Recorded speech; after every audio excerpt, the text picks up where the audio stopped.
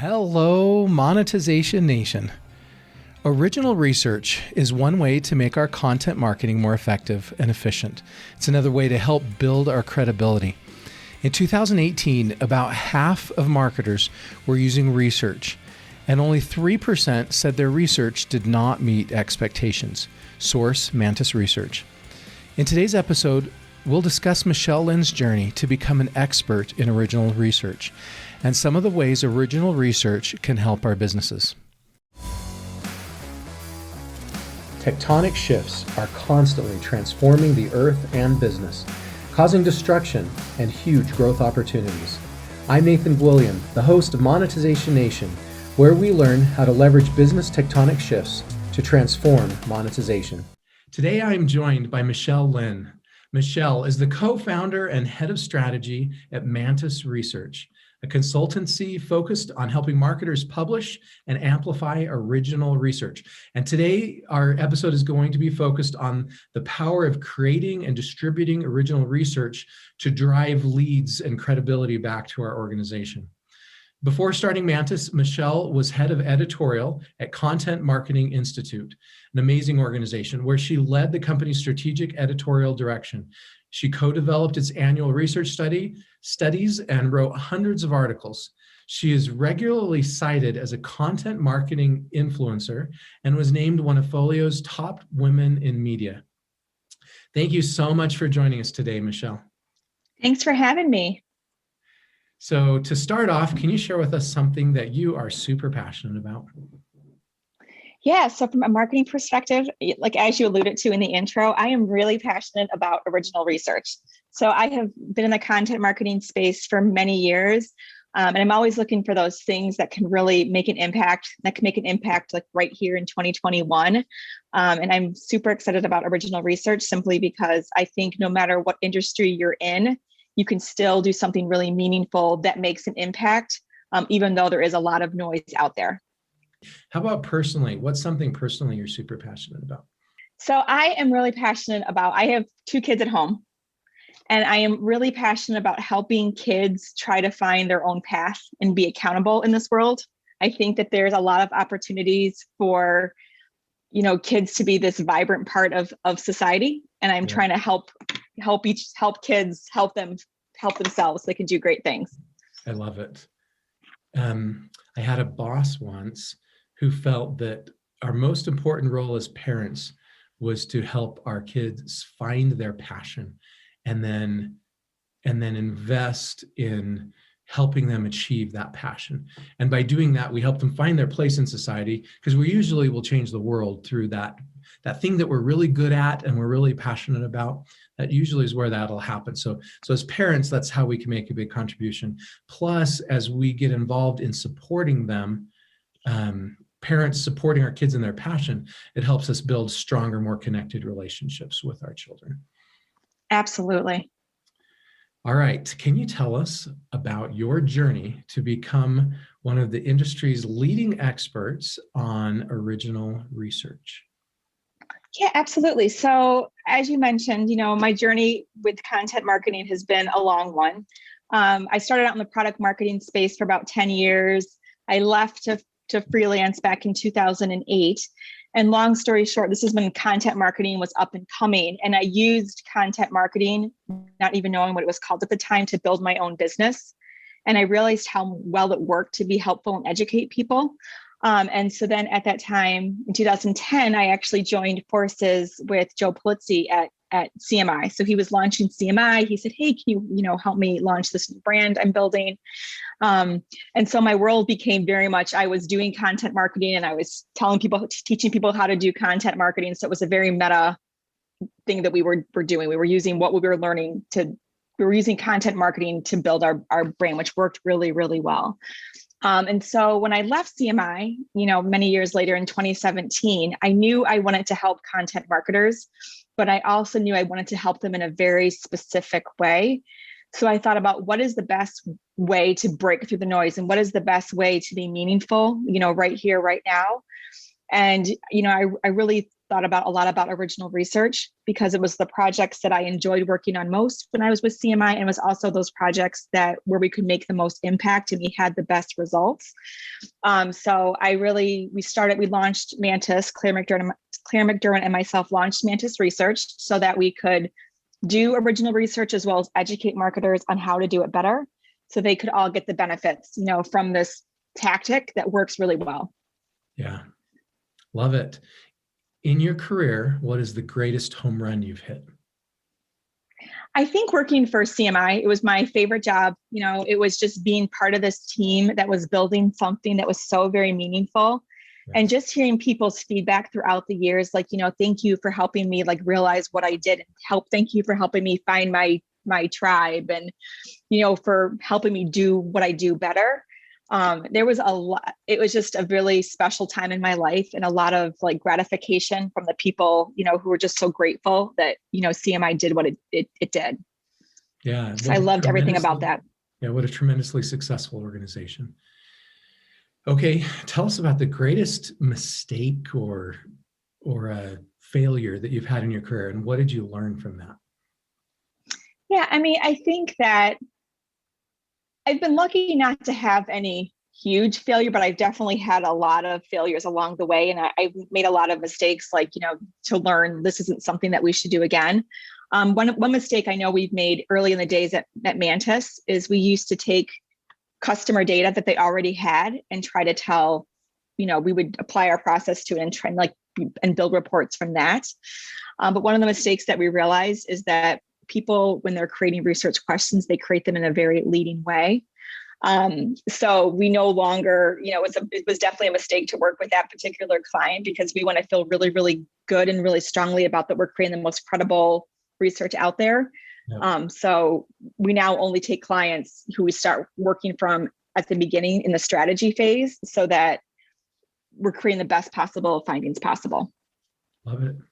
What do you feel is the biggest tectonic shift affecting businesses today? So one of the things I've been thinking about a lot is this, at least from a marketing perspective, I feel like there has been so much emphasis on promotion. Obviously, there's content creation and then content promotion. And I think a big shift that's happening, or one I would love to see, is that marketers focus a little bit less on the promotion and they focus more on the conversation.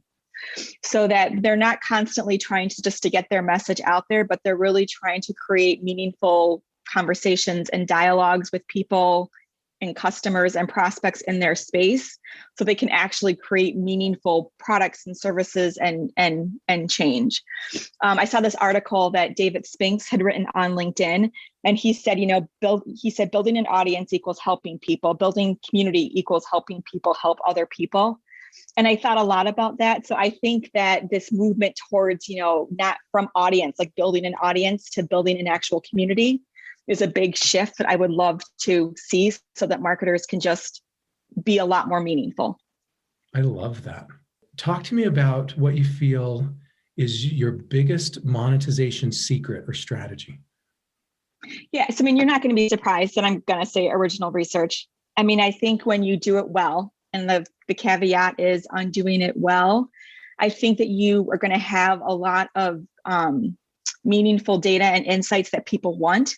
So you can use it as a lead generator to get people, into your sales funnel.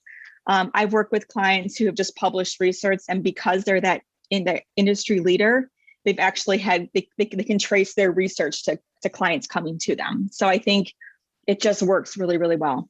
So it's a great monetization opportunity. I agree. And I follow organizations that have used it really effectively. I know, for example, Social Media Examiner, when you go to their page, the lead magnet they use is original research that they update every year. And it's great content and definitely pulled me in. Yeah, they do a really nice job. Okay. So now I'd like to talk to you about your superpower, your expertise, which is original research. And I have some quotes that I've pulled from some articles. I'd like to start with those, maybe start with some statistics and just give an idea to people of why this is so important. So the first quote is from Steve Raisin, and he's the BuzzSumo director and co-founder. And he says, authoritative research and reference content are the two types of content that consistently get links and shares. Any thoughts about that quote? Yeah, so I mean, that quote is a couple years old, but I still think it's very, very true. I know what BuzzSumo did at the time is they went through all of this data and all this content that they had to see what's getting shared and getting linked to most often. And they found that original research, topped that list. And I do this even to this day. I'll go to a brand, I'll look them up on BuzzSumo, I'll search for the top linked content. And so often that content is original research. So it just works incredibly well, because if you are the source of something new, people just naturally want to link to it. So if backlinking is one of your strategies, I think you see this time and time again, it just works so well. Yeah. Okay. Second quote is from Andrea Freier, who I actually interviewed last week for this show. And she did an original research project called Our State of Agile Marketing. And she said, our state of agile marketing has been a virtual goldmine for subscribers, backlinks, and real money in the bank clients. In our CRM, I'll see someone who's downloaded the report, and within a couple of days, sometimes even a couple of hours, I'll see that same someone requesting a call to talk about becoming a client. There's a clear correlation between reading the report and being ready to make a purchase. So this goes back to your top monetization secret and strategy you were talking about, is publishing the research helps make you an expert, helps pull in the lead, and then you can convert that into real monetization. Any thoughts on that? Yeah, no, absolutely. So, I mean, it was interesting because Andrew is one of our clients, and we're working on their 4th annual State of Agile Marketing right now, which is going to be published later this month. So very small world, but it's interesting because Andrea used that State of Agile Marketing when she was building her business, Agile Sherpas. And it was one of the first content pieces that they put together back in 2018, I believe. And it's so interesting to me, like the really small, scrappy startup business can use research to directly get clients to them. And I've had other brands do work, use research for those same purposes. So I think it's a great story of, you don't have to be this big brand with a big budget to do research. These little, nascent startups you can use research and have a really great impact with that. We did a study last year with SurveyMonkey and Orbit Media, Andy Crestodina's company. Many people out there know Andy. And what we were trying to uncover was if and how marketers are using thought leadership, and more specifically, how are marketers defining thought leadership? Because that's a word that is bandied around so often it almost seems meaningless. And one of the things that we found was that when people are talking about thought leadership, what are those things do they consider to be essential? They think that the essential qualities are, creating something that's easy to understand, which just seems like table stakes for any project, something that challenges the way people think, publishing data to validate their position, and saying something new. So when you look at the types of things that people want to really, change thinking and to really build authority and credibility, publishing data and saying something new are two of those top characteristics. And research obviously plays really, really well into that, because you're doing exactly those two things. You're providing data and you're finding something new and meaningful to add to the body work that's already out there. Love it. So a powerful element for us to become thought leaders in our industry. Exactly. And true thought leader is not like a thought leader that you're just putting that on your LinkedIn profile. Right. Thank you so much, Michele, for sharing your stories and insights with us today. Here are some of my key takeaways from this episode. Number 1, original research is a great way to step up our content marketing game. Number 2, we can make an impact with original research. Number 3, original research allows us to provide data and say something new, 2 things people look for in credible thought leaders. Number 4, original research is often the most linked to type of content. Number 5, original research is a great way for startups to get the attention of their clients. Number 6, helping kids find their path will help them to make an impact in the future. and help us have a stronger relationship with them. I know that has nothing to do with original research, but it was an important part of the interview with Michele. If you enjoyed this interview and want to learn more about Michele or connect with her, you can find her on LinkedIn or visit her website at mantisresearch.com. And there's links to both of those sites on the blog for this episode at monetizationnation.com. Do you want to be a better digital monetizer? Then please follow these channels to receive free digital monetization content. Number one, you can get a free monetization assessment of your business or subscribe to the free Monetization e-magazine at monetizationnation.com. Number two, you can subscribe to the Monetization Nation podcast or YouTube channel. And number three, please follow Monetization Nation on Instagram and Twitter. Have you tried original research? If so, how did it go? Please join our private Monetization Nation Facebook group and share your insights with other digital monetizers.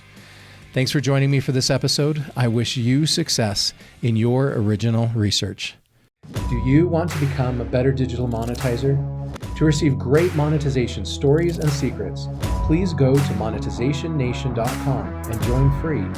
And if you liked today's episode, please subscribe to the show and share it.